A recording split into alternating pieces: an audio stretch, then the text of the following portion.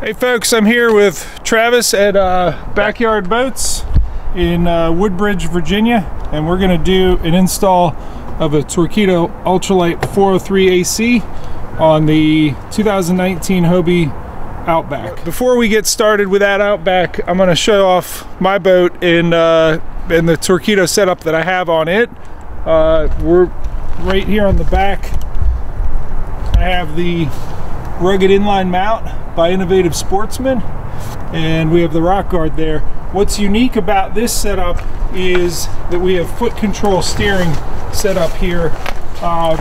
This actually utilizes some parts from the sliding foot pegs by Select Design. So if you can see that that's connected in the back to the steering. So we got the cables running all along the side here into this tubing. It actually enters the hull here and comes out of the hull right back here, and it connects to the steering triangle, and that steers the motor with your feet, such that you have your feet up there.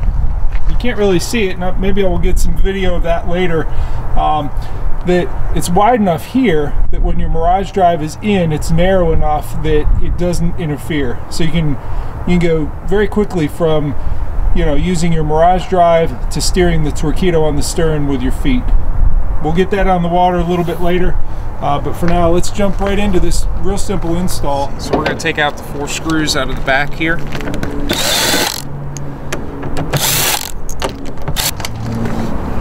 This is going to ride right on top of those same 4 screws, and we're going to use a 1/4 by 1/2 inch screw. It's a little bit longer than what came in there from the factory. I'm going to get one of those started here. Let's see.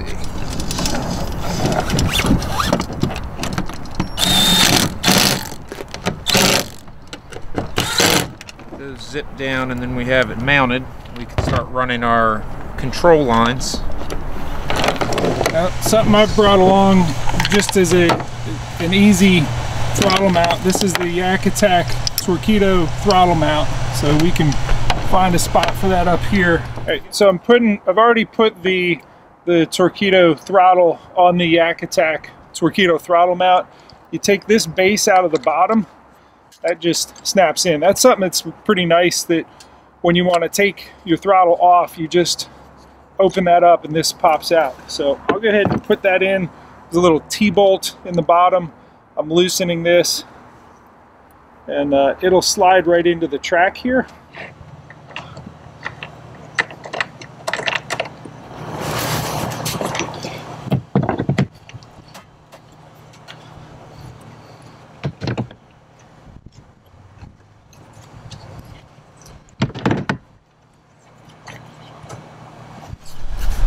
So depending on how you're setting up your boat, and this motor in particular is one that we actually want the steering triangle not on the bottom. The last boat that this was on, we had rudder lines coming out of the bottom that would help the motor steer like this. But in this situation, we're actually going to bring the steering triangle. We're not going to use it as such as a steering triangle, but we're going to put it up top, and we're going to take this motor lift bar off, and we're going to put it in the steering triangle. The reason we're moving the steering triangle to the top, I'll show you here. If you see this little pin here, this little hole here, it corresponds with this pinhole here. We're going to drop something down there, probably an Allen wrench or I don't know. We'll find some sort of pin to drop in there. The motor will come with, it's actually a cotter pin that drops down in there. I just don't have one on me, so we'll figure it out. We're going to lock the steering, and we're going to use the existing steering system in the Outback to steer the boat as we're being motored by the Torqeedo. So you do have 2 options when it comes to steering with this, and with the Outback. And I know I originally just said that you can put the put a cotter pin in there and lock the steering and then steer with the rudder. the other option, which is actually the one we're going to try out today, I'm going to lift that up a little bit more, is to connect the rudder steering drum via these cables. This is something that Travis came up with at the Fredericksburg Outdoor Show that we worked together to basically link the rudder and the motor together, steering in unison. So that's how we're going to complete and test this install today. I want to address one mistake I made when I first put this together just a moment ago. I actually had the steering triangle upside down, and what that does is that brings these wings, so to speak, too close to the mount, and when you turn, it only goes so far before it hits it. So what you want, you see this portion right here is just basically a spacer from where these wings on the steering triangle are and where you actually have contact with this black pivot drum. So you want those to be able to clear that. So all I did is I reversed that so that the wings were on top and not so close to the you know, the main part of the mount that it restricted the rotation. Okay, so we're just getting the steering lines hooked up here. We're going to try to go to the inboard holes on the that steering rack, and we're just going to adjust the lines here. We're using the Hobie Spectra, same stuff they use for their steering control lines inside the boat. As soon as we get these knots undone, we're gonna get adjusted and see if we can get this thing to operate the way we want it. So we got the steering lines hooked up, got them all cleaned up and knotted off, so we don't have a lot of excess to get tangled up in. And you can see, you get a fair amount of steering out of it, steering angle that is. That and the rudder stays pretty close to in line with the motor itself.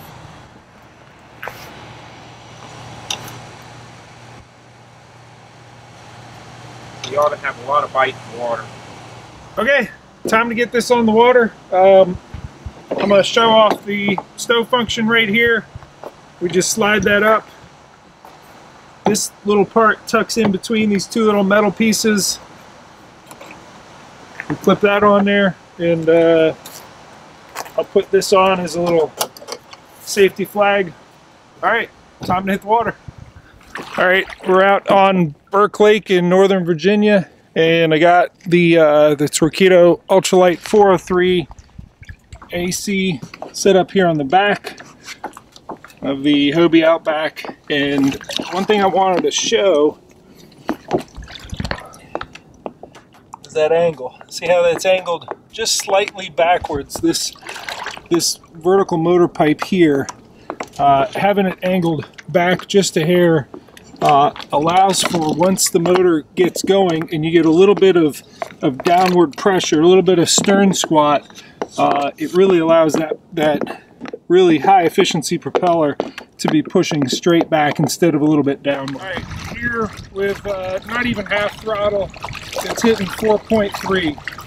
That's a really nice cruising speed. It looks like at that speed you got about 21.4 miles of range. 4.3 miles per hour.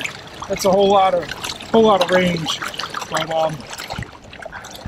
I'll be honest, it's a little bit squirrely here with the steering triangle in that far. I may do some adjustments, bring it out a little further just so I have a little bit smoother, a little bit less responsive steering, and then I feel like I can open this up all the way out and see what kind of top end speed we can get. So, but for sure, it's an efficient hull and a powerful motor. It's a really nice combination. So, but I'll get the full set of speed and range at each mile per hour and display that here for you in just a moment.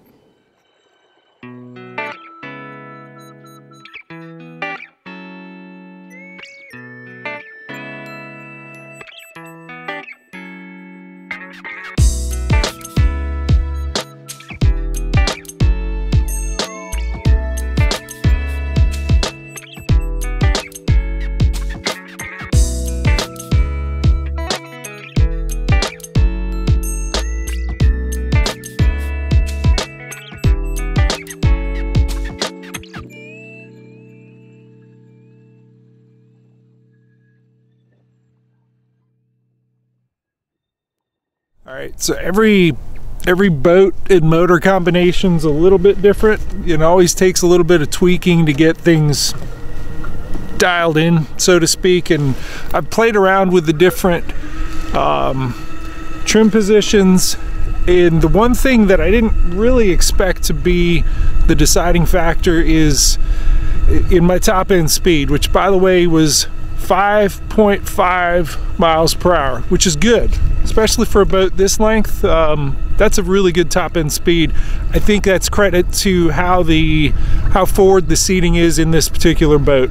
It pushes the nose down and it just flies. But in order to really get that top end speed, I actually had to get the rudder that was assisting it in turning out of the water.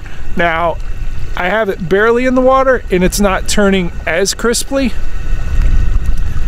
but when I go to the top end speed, I can hit it. So it kind of proves two things: that, you know, the whole forward seating, you know, aspect of this particular boat is important, but it also proves that you can't really get your top end speed unless you feed it clean water, and the rudder out in front of that is sapping energy. I could get to about 5, occasionally touching 5.1 with the rudder out in front of it. As soon as I tuck that rudder in, 5.4, and it finally settled on 5.5 miles per hour. So that's my top speed with the Hobie Outback, 2019 Outback in the Torqeedo Ultralight 403AC. Like I said, the combination is agile. It features a lot of range, and top speed 5.5. It's pretty cool. So I've dropped off the Outback at Backyard Boats and picked up my Pro Angler 14 with the innovative Sportsman rugged inline mount and rock guard back there. We got the foot control steering hooked in right here, and we're gonna go ahead and get it out on the lake, and I'm gonna show you what that maneuverability looks like, and we'll go ahead and get the speed and range numbers as well, just to give you an idea of what's possible.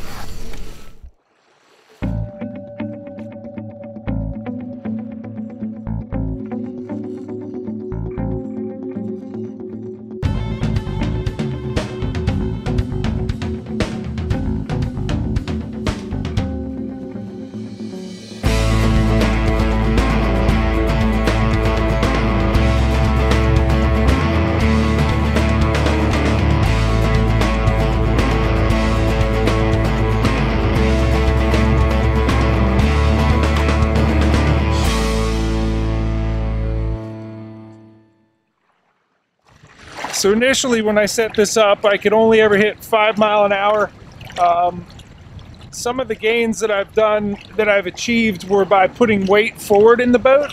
And some of it I think is actually from getting the propeller deep enough and having the rugged inline mount plus the rock guard. There's actually the same profile that's on our travel motor is on that. Trey Leach, who welds the rock guards, uses the profile on the travel as the building block. Basically, it's the base that he builds the two forks onto in the rock guard. That actually makes it pretty efficient, and I'm going to show you real quick my top end speed with the Pro Angler here. Let's see if you can see that. We got 5.2 miles per hour. So considering how big a boat we're in, that's a pretty good speed. So the foot control steering that we have here, it does not, I'm going to go ahead and slow down to show you, it does not interfere with the Mirage drive. So you can basically drop that down in there and go straight from using the Mirage drive to, if you want to go ahead and switch, you just go wide and then you're steering. So there's room for both, even with my size 15 big old boots. You can use both in the same spot. All right, well, there are the numbers for the Torqeedo Ultralight 403AC matched with the Pro Angler 14, top speed of 5.2 miles per hour, and you see all that range in the low end speed. So you know, matching this boat with the 400 watt motor, hitting that speed is good. It took a little fine tuning. It took the parts from innovative Sportsman, the rock guard that makes the pylon more hydrodynamic, and also gets the propeller deep enough that there's zero cavitation, and then the foot control steering parts. Innovative Sportsman is a dealer for Sea-like design, which is what these parts that are, you know, you're seeing the foot control steering, they're Sea-like design, basically rudder control parts. So from the cables to the tubes that we've run through the hull, to everything else. So you can get all of that at Innovative Sportsman, and you can get the 403 or the 403AC at Innovative Sportsman or any other Torqeedo dealer, including Backyard Boats, that was kind enough to lend us the Outback today to do testing on that boat. So, see ya.